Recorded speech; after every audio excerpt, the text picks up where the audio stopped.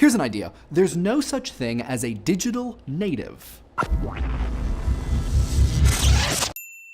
In his 2001 paper, Digital Natives, Digital Immigrants, Mark Prensky described a fundamental shift. He called it a discontinuity in modern students. He says that all of the technology in their lives has changed the way that they behave and maybe even their brains. He describes these modern youngins as digital natives. He writes, "Our students today are all native speakers of the digital language of computers, video games, and the internet." To Prensky, all oldies generally, but many teachers specifically, are digital immigrants. He wrote, "Those of us who were not born into the digital world, but later in our lives became fascinated by and adopted many or most aspects of the new technology are digital immigrants." Since Prensky's paper, digital nativity as both an idea and thing to call youngsters has stuck like Flick's tongue to that pole. Along with millennial, which is my favorite thing to be called ever, digital native describes a group of people who have grown up alongside or along with everyone's favorite global network of machines and technology related to it. But it doesn't just describe an age range in the way that Gen X or Baby Boomer does. It defines an age range and an intimate familiarity with technology that comes as a free side dish, like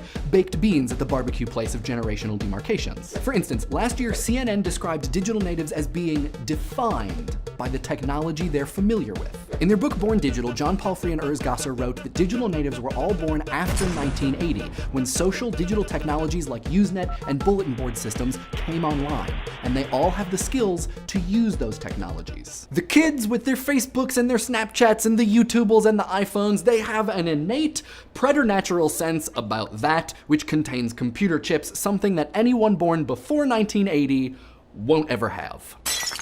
This doesn't make the digital immigrant clueless, by the way, it just means that they have to learn, and they might retain what Prensky calls a digital immigrant accent. Now, it's not the claims of potential differences between cognition or behavior or learning style that inspire in me a kind of sideways stank eye. Though I am generally not in favor of the argument that the internet changes us into different people. But I do have some gripey, questioning eyebrows about the common assumption that there is something automatic about someone's technological expertise if they are below a certain age. I mean, there are plenty of things to get gripey about here, like the weird imperialistic twinge imparted by distinguishing between natives and immigrants. The fact that generational lines are way too broad. Even Palfrey and Gasser prefer to describe digital natives as a population and not a generation. And the weird implication that digital immigrants can never become natives. I mean, that's the point of the distinction, right? Like, wasn't the internet built by people in the age range we would readily label digital immigrant? I mean, fair enough. Vint Cerf, the inventor of TCP, might not be using Snapchat, but I think it's fair to say he's probably comfortable with modern technology. And this is the potential problem with digital nativity. It creates a common, though not always true, relationship that maybe could cause some trouble down the road. Like, if we're thinking that the kids, they're the tech diviners and the chip whisperers, is there a danger in assuming that they don't need to be taught how to computer? Because no one is born a native speaker of digital in the same way no one is born a native speaker of any language. Through context and immersion and practice, they learn. But language is everywhere, and though it may seem as though they are, computers aren't. They are very present in many cultural and social contexts, and they are a huge part of our everyday lives, but they are a privilege that not everyone has total access to.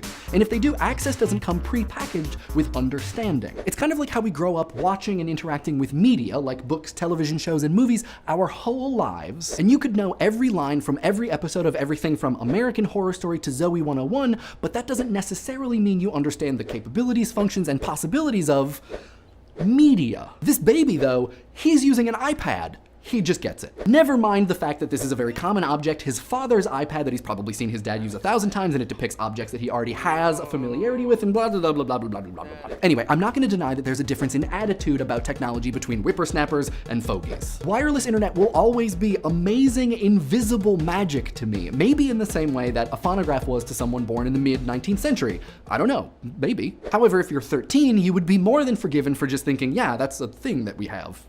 I wonder if that attitude really does indicate a nativitude, or nativitacity.